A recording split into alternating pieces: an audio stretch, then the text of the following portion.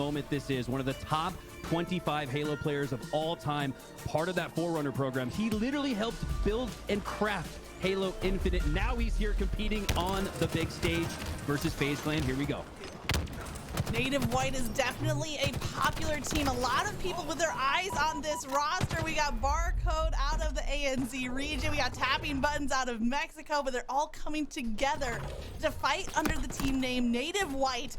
And I'm as excited as anybody to see what this team can bring us. They don't have an easy matchup, however, going up against FaZe, Renegade with the shock rifle, laying down cover fire left and right. Doesn't find the headshot just yet, but what he did was push back Native White to allow Frosty to scoop up that camo, and Frosty is going to work with it.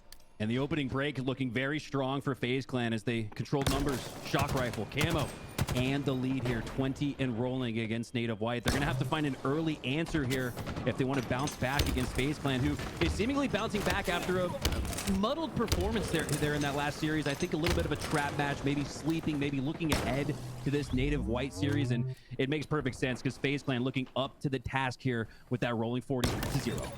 Oh, Renegade, he finds the back of Barcode's head and he delivers the shock rifle. Perfect. No time for a victory celebration, however, as he deals out some damage to Mikwin across the map. And now Renegade, there's a player above him at the top of glass. He has an idea. Does he go back to back, taking down Barcode from behind? And oh, unfortunately, that's the worst kind of deja vu for Barcode. Yeah, Barcode was just chasing the bait there, and he got picked off like a fish. Renegade with that shock rifle. Now 75 and counting. A remote detonation for Frosty on Gilkey. Nothing going in the favor of Native White as McWin gets his face peeled. A perfect headshot for Renegade again. I'm gonna risk the caster's curse. Renegade is at 4 kills now with that shock rifle, looking for one more to make it the killing spree.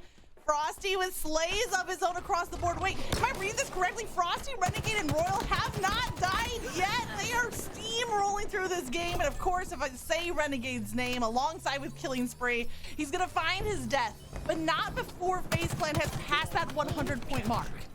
And it's Native Gaming looking more like Olive Garden with breadsticks across the board. We're seeing that slaying prowess come out for FaZe Clan as Frosty looking to win another piv, but it's the teamwork there. There we go. Teamwork from Gilkey takes down 2, and now Native White with a chance to cap A and stop the bleeding.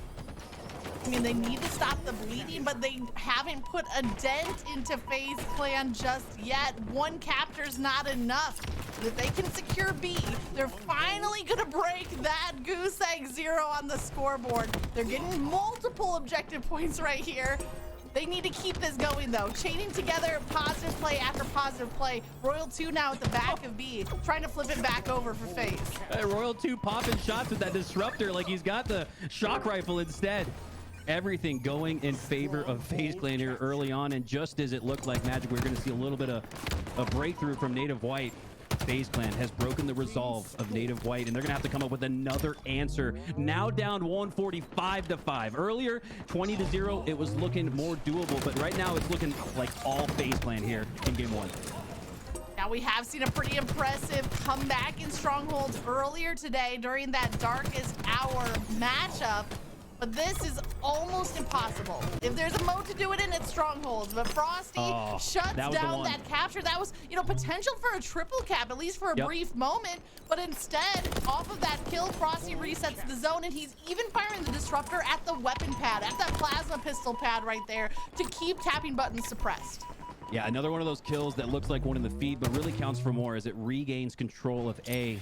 And the scoring, the rolling scoring for FaZe Clan as they're now approaching 200 magic here in game 1. This is not the FaZe Clan we saw last on Recharge.